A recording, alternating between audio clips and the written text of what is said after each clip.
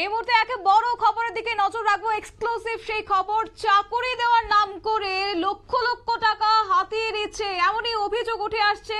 অভিযোগের তীর অবশ্য সিমনা বিধানসভার এক প্রভাবশালী ব্যক্তির ভাই বিশ্বজিৎ দেববর্মার দিকে। আরো একবার বলছি আপনাদের, চাকরি দেবার নাম করেই অর্থ হাতিয়ে নিচ্ছে আদিবাসী অসহায় পরিবারগুলির কাছ থেকে লক্ষ লক্ষ টাকা দীর্ঘদিন ধরে সেই বিশ্বজিৎ দেববর্মা নিচ্ছেন সেই পরিবারগুলির কাছ থেকে, এমনই অভিযোগ উঠে আসছে।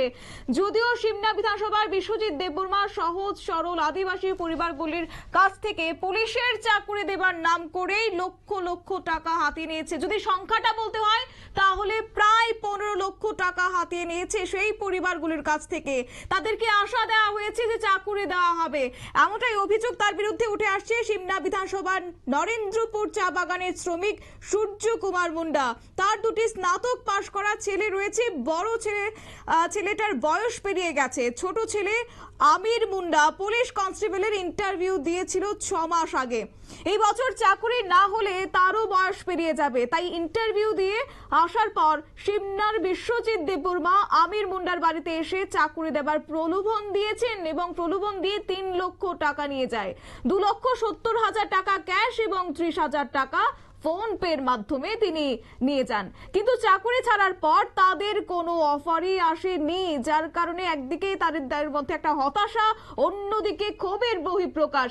যদিও শুরুতেই আমি শোনাবো এই যে চাকরি প্রার্থীরা ছিলেন, চাকরি প্রার্থীর অভিভাবকদের পক্ষ থেকে তারা কি বলছেন শুনুন।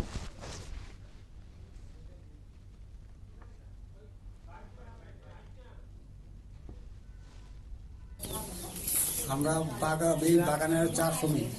তারপরে আমরা পুরা একটা বিএ পাস আছে এই অমির মুন্ডা, তার লাগে তো চাকরিও পাই না। তারপরে ইন্টারভিউ দিয়েছে পুলিশের, তার লাগে আমরা যে বিনোদ দেববর্মার ভাই ওই বিশ্বজিৎ দেববর্মা কেমনে কেমনে যাই না এসে আয়াসে কইছে যে তুমি টাকা দেও 3 লাখ টাকা, তারপর তোমার পুলার চাকরি হওয়াই দিবি, মানে ছোট পোলার অমিরের। এখন আমরা চিন্তা করছি পুলার তো চাকরি হইতে আসে না, খুব কিছু ঘর বাড়ি উড়ি ঋণ টিন করে শুভ বেচছি, গরু বেচছি, এই করে ঋণ ধার করে টাকাটা দুটাই দিয়েছি। তখন পর্যন্ত আমরা তো কই চাকরি হইল না, ওনার তো অফার আয়া করছে, আর এগুলা কি চাকরি পাইতো না, ওনারা বিচার হইতোই না। এখন আপনারা কি সুবিচার চান? আমরা কি সুবিধা চাই? আমরা এখন এটার নামে আমরা কি করবো? কার কাছে গেলে টাকাটা পাবো? আর চাকরি তো পাবো, টাকাও পাই। এখন আপনারা মামলা করবেন তো? মামলা তো করবোই। এখন আপনার নাম? সূর্য কুমার। এই জায়গাটার নাম কি? নরেন্দ্রপুর। এটা কি সিমনা বিধানসভার? সিমনা বিধানসভার। আর টাকাটা দিয়েছেন ওই যে বিজেপির লিডার বিনোদ দেববর্মার ভাইরে।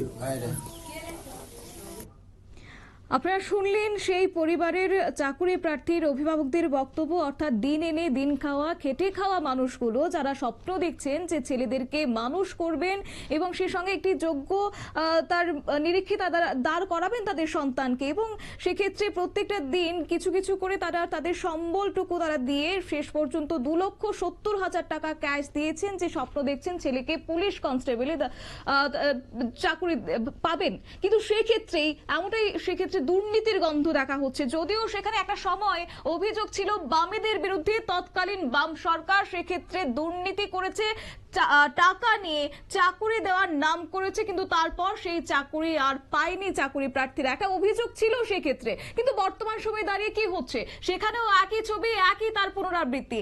যদিও এই বিষয়কে কেন্দ্র করে চাকরি প্রার্থীরা কি বলছেন শুনুন। আমি নরেন্দ্রপুর চা বাগানের চা শ্রমিকের ছেলে আমির মুন্ডা। আমি বিএ পাস, পুলিশের ইন্টারভিউ দিয়েছিলাম। পুলিশের ইন্টারভিউ আমার ভাইও বিএ পাস, কিন্তু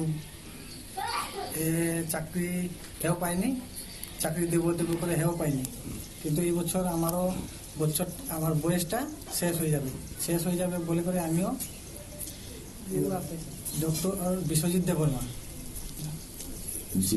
বিনোদ দেববর্মার ভাই ডক্টর বিশ্বজিৎ দেববর্মা আমাকে চাকরি দেবো বলে এই প্রত্যাশা দিয়ে করে 3 লাখ টাকা নিয়ে গেছে। কিন্তু পুলিশের অফার তো ছাড়িয়ে দিয়েছি, কিন্তু আমার অফার তো এখন আসেনি। আর এখন আপনি কি চান? এখন তুমি কি চাও? আমি তার বিরুদ্ধে মামলা করতে চাই। পাশাপাশি টাকাটা যেমন পেতে পারো সেটা সুবিচার। হ্যাঁ হ্যাঁ, মোট কত টাকা দিয়েছো তোমরা? 1 লাখ টাকা দিয়েছি।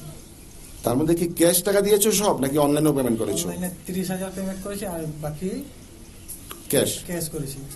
এখন তাকে কি ফোন করলে সে কি ফোন তুলছে? ফোন তুলে নাই, কোনো কিছু আশ্বাসও দেয়নি? কোনো আশ্বাস দেয়নি, কোনো রেসপন্সও দিচ্ছে না। তুমি বিয়ে পাস? হ্যাঁ, বিয়ে পাঠানো। আপনারা এই মুহূর্তে যার বক্তব্য শুনলেন সে হচ্ছে চাকুরি প্রার্থী আমির মুন্ডা। অন্যদিকে তার পিতা অর্জুন কুমার মুন্ডা, তিনি যখন জানিয়েছেন যে তার বাবা সূর্য কুমার মুন্ডা তিনিও জানিয়েছেন যে বাড়ির গবাদি পশু শূকর বিক্রি করে অন্যের কাছ থেকে ঋণ নিয়ে এই 3 লক্ষ টাকা তিনি প্রদান করেছেন বিশ্বজিৎকে। কিন্তু বর্তমানে কি হচ্ছে, পরিবারটি চাকুরি না পেয়ে বিশ্বজিতের কাছ থেকে এবার টাকা ফেরত চাইছে। অভিযোগ সেই ব্যক্তির বিরুদ্ধে। এখন সেক্ষেত্রে আমির মুন্ডার পিতা তিনি প্রশ্ন তুলছেন, কার কাছে বা চাইবেন তিনি এই এত পরিশ্রমের টাকাগুলো। যাই হোক, এই বিষয়কে কেন্দ্র করে এবার অভিযুক্ত কি বলছে শোনাবো আপনাদের। তবে নিউজ ভ্যানগার্ডই এক্সক্লুসিভ সেই ছবি আপনাদেরকে দেখাবে। সেই অভিযুক্ত বিশ্বজিৎ দেববর্মা গোপন ক্যামেরায় বন্দী হয়েছে নিউজ ভ্যানগার্ডের সেই ছবি। শুনুন বিশ্বজিৎ দেববর্মার বক্তব্য।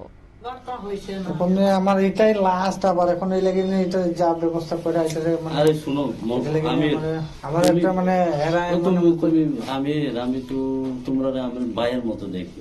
তোমরা আমার এই কথা কোন লাগেনি? আমি কিটা আমার চিন্তাধারা কিটা? আমার চিন্তাধারা তোমার চাকরি দিলেই শেষ হয় না। আমার কথা শোনো না, তুমি চাকরি পাইলে তোমার এরিয়া ডেভেলপ হইবে না, হয়তো না, শুধু তোমার ফ্যামিলি ডেভেলপ হইবে। আরো অনেক কিছু করতে হইব। ওই চিন্তাধারা নিয়ে তোমরা চাকরি এখন দিব। আরে তুমি এখানে এইসব কথা শুনলো কেন? হেরা কইলে কিতা হইব? হেরা কি চাকরি দিতে পারবো নি? আমি গলা কাটিয়ে ফাটা দিব, হেরা যদি চাকরি একটা দিতে পারে। দেখো, আমি চাকরি 5 জনের দিব সিমনা এরিয়াতে, 5 জনই পাই না, তোমার কয়ে দিব, আর কেউ পাইতো না। আমি যে লোকরা চাকরি দিব এটাই পাইবা, আর কেউ পাইতো না। তারা কেটা? তারা থাকবো নি, তারা থাকবো নি। ইসিটা কেটা দাঁড়াইব ভবিষ্যতে, নেক্সট কেটা আইব, তারা কেউ থাকবো না। আমি চাই বাঙালি থেকে মুক্ত হইতে হইব, আমরা বাঙালি জাতি থেকে মুক্ত হইতে হইব। ওই বাঙালির তারা চক্রান্তে এই সব কাজ করতেছে, তারা পার্টি বুঝছেন চক্রান্তে।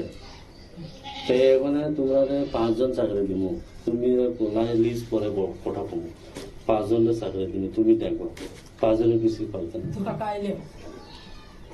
মোবাইল ওখানে আছে, মোবাইল ওখানে আছে,